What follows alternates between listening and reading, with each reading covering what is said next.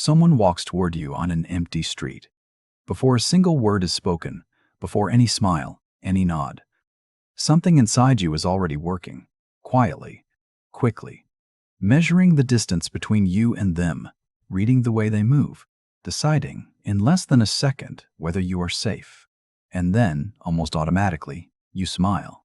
Not because you are happy, not because you know them, but because something ancient in you understands. A smile is a signal. It says, I am not a threat. It says, we are okay. We call this politeness. We teach it to children. We reward it in adults. But what if politeness was never really about manners at all? What if, underneath every good morning and every polite nod, you were simply trying to survive? Go back far enough, and there were no cities, no offices, no small talk over coffee. There were only groups of people, small, fragile groups, living in a world that could turn dangerous without warning.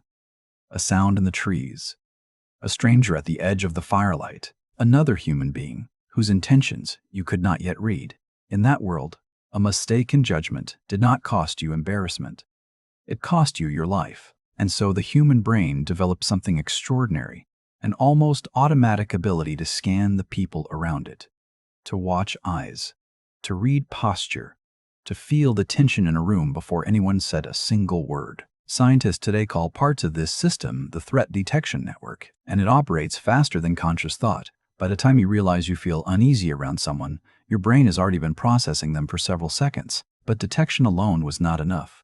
Knowing that someone might be dangerous was only half the problem. The other half was showing them that you were not. Because in a small group, where everyone depended on everyone else, being seen as a threat was almost as dangerous as facing one. This is where something remarkable happened. Humans began to develop signals, small visible gestures that said, I mean no harm, an open hand showing no weapon, a slight lowering of the body, making yourself smaller, less intimidating, a look that held just long enough to say, I see you, but not so long that it became a challenge. These were not manners, not yet. They were survival tools, a language written not in words, but in the body itself. And here is what makes this so quietly astonishing. Those signals worked. Groups that could read each other well, that could move quickly from stranger to trusted, were stronger. They shared resources. They warned each other of danger. They stayed together when it would have been easier to leave. Anthropologists have found evidence of cooperative social behavior in human communities dating back over 300,000 years. Long before written language, long before any formal social code. The need to signal safety to one another is not a modern invention. It is one of the oldest things about us. A child raised in isolation with no one to teach them will still make eye contact, will still reach out a hand, will still try in their own small way to connect and to be seen as safe. That impulse did not come from school. It did not come from parents telling them to behave. It came from somewhere much older, something built into the architecture of what it means to be human. So when you smile at a stranger, when you say, I'm fine, to someone you barely know, when you hold the door open for no particular reason, you are not simply being polite. You are speaking a language your ancestors spent hundreds of thousands of years writing, and you did not even have to learn it. At some point, the signals stopped being instinct alone. They became rules. When human groups grew larger, when villages replaced small camps, when strangers became neighbors, when trade routes connected people who had never shared a fire, the old system had to stretch. It had to cover more ground, more faces, more unknowns. And so something shifted. What had once been a spontaneous gesture became an expected one. The open hand became a handshake. The lowered body became a bow. The careful, neutral expression became a smile that was given not just when you felt safe, but because you wanted the other person to feel safe around you. The scanning system had not disappeared. It had simply been translated into ceremony. Different cultures built this translation differently and in ways that reveal just how seriously they took the work of signaling trust. In Japan, the depth of a bow communicates entire layers of respect and social positioning. A system so refined that even today, people adjust the angle instinctively depending on who they are greeting. In many Middle Eastern cultures, a greeting is not a quick exchange, but a small ritual, asking after health, after family, after well-being. Because rushing past those questions would signal that you did not truly see the person in front of you. These were not inefficiencies. They were technologies, sophisticated, carefully built systems for turning a stranger into someone your nervous system could finally relax around. Language itself bent to serve this need. Linguists have noted that nearly every human language contains what are called phatic expressions, phrases whose purpose is not to exchange information but to establish connection. How are you? Nice weather today. Safe travels? The content is almost meaningless. The signal is everything. I acknowledge you. I am not a threat. We are okay. A person moving to a new country often feels this most sharply. The words are learnable. The grammar can be studied. But the rhythm of social exchange, when to speak, when to wait, how much warmth to show, how much distance to keep, that is something else entirely. It sits beneath the language, and until you absorb it, something always feels slightly off, like playing music in the right notes but the wrong key. That feeling is not confusion about culture. It is the threat detection system, still doing its job, still trying to read the room, still asking, are we safe here? Do these signals mean what I think they mean? What began as a survival reflex had become, over thousands of years, an invisible architecture. A set of structures so woven into daily life that we stopped seeing them as structures at all. We started calling them customs, etiquette, common decency. We forgot that underneath the ceremony, the original question had never changed. Can I trust you? Every formal greeting, every small ritual of politeness, every careful phrase chosen to soften a difficult moment, they are all still trying to answer that one question. Quietly. Persistently. Just as they always have. But here's where it gets complicated. A system built for survival does not know when to rest. The threat detection network that kept your ancestors alive was never designed for the world you live in now. It was designed for a world where danger was physical, immediate, and rare. A predator. A hostile stranger. A moment of real crisis that demanded a real response. It was not designed for a Monday morning meeting, for a message left unread, for a colleague's tone that seemed slightly colder than usual, for the way someone looked at you, or didn't look at you, across a crowded room. And yet the system runs anyway, constantly, quietly scanning every social interaction for signs of threat, for signals that something is wrong, for the small shifts in behavior that might mean you are not safe here. The exhaustion this creates is something many people feel but rarely name. Think of someone who describes themselves as people-sensitive. They notice everything. The slight hesitation before an answer. The smile that doesn't quite reach the eyes. The change in someone's energy when they walk into a room. They are not imagining these things. They are often reading them correctly. But the cost of that level of scanning is enormous. By the end of a normal day, they are not just tired from work. They are tired from watching, from processing, from the relentless background effort of trying to determine in every interaction whether they are truly okay. What was once a survival advantage had become, in the wrong conditions, a source of quiet suffering. And there is another cost, perhaps a stranger one. Because when the scanning system is always running, genuine connection becomes harder. You are never fully present with another person, because part of you is always monitoring them, always measuring, always preparing for a shift in the atmosphere that may never come. You say, I'm fine, not because you are fine, but because saying otherwise feels like a risk. You laugh at the right moments. You agree when disagreeing feels dangerous. You shape yourself, carefully, automatically, into whoever the room seems to need you to be. And the painful irony is this. The very system that was designed to bring you closer to others, to signal trust, to build connection, can end up keeping you at a careful, managed distance from everyone around you. Psychologists have a term for the chronic state of social over-monitoring, a condition where the nervous system treats ordinary interactions as potential threats. Many people live inside it without ever having a name for what they feel. They simply know that being around people, even people they love, leaves them strangely depleted.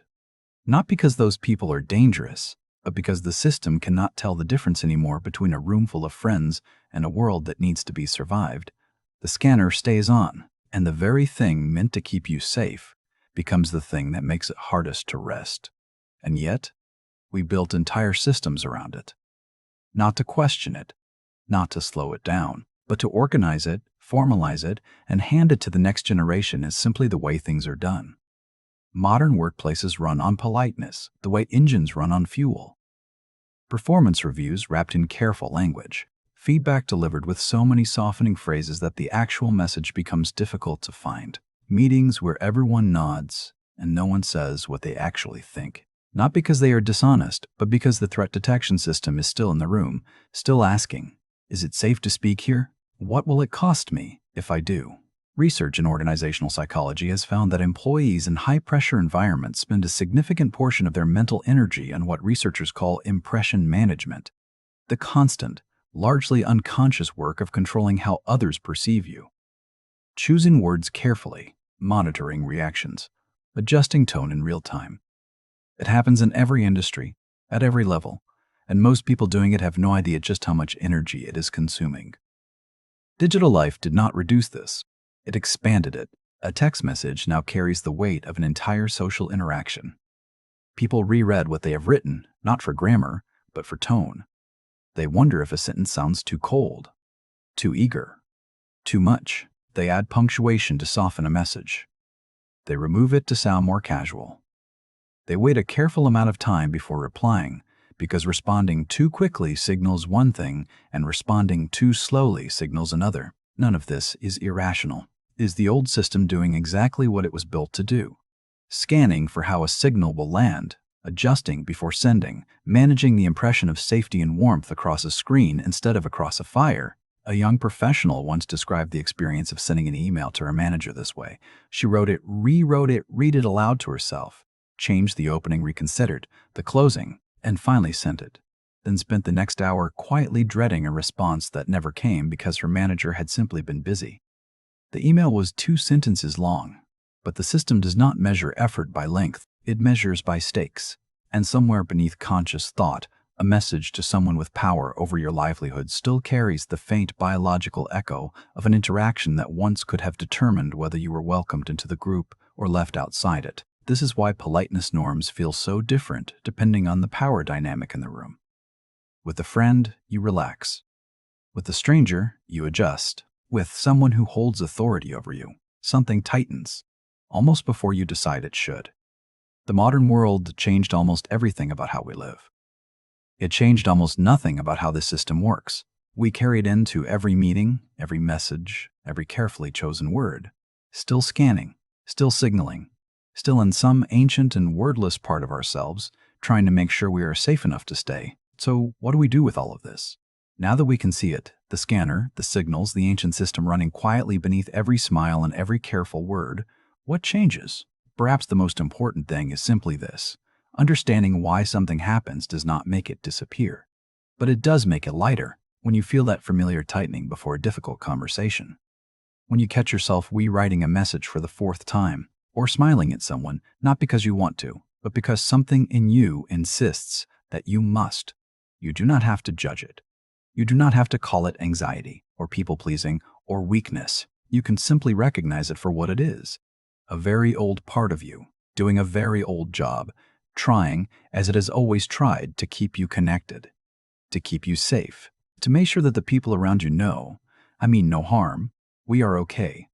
There is something quietly beautiful in that, if you let yourself see it. Every act of politeness, even the smallest, most automatic one, is a gesture of trust. Not trust that the world is safe, but trust that it could be, that the person in front of you is worth signaling to. Worth the effort of reaching across the space between 2 separate lives and saying without words, I see you, I am not your enemy. That is not a small thing. Philosophers have long debated what separates human beings from other animals. Intelligence, language, the use of tools. But there is another answer that sits quieter, less celebrated. The capacity to make a stranger feel, in a single gesture, that they are not alone. To walk into an unfamiliar room and, through nothing more than the careful offering of warmth, begin to dissolve the distance. We underestimate this. We call it manners and file it under things well-raised children learn. But it is far older than any school, any parent, any civilization that thought to write the rules down. It is the original human technology. And, like all technologies, it can be used well or badly. It can become a wall, a performance so polished that no one ever truly gets in. Or it can become a door, a genuine offer of safety, given freely not because the situation demands it, but because you have chosen to extend it. The difference is intention, and intention is the one thing the scanner cannot manufacture on its own. That part, the choosing, belongs entirely to you. So, the next time you smile at someone you do not know, or hold a door open for a stranger moving too slowly, or say, "I'm fine," when the truth is more complicated, pause, just for a moment, not to stop yourself, not to perform something more authentic, simply to notice the extraordinary thing that is happening. Hundreds of thousands of years of human survival distilled into one small, quiet gesture. You reaching toward another person, saying the oldest thing we know how to say, "We are okay." Until next time, my friends, sleep well and stay curious.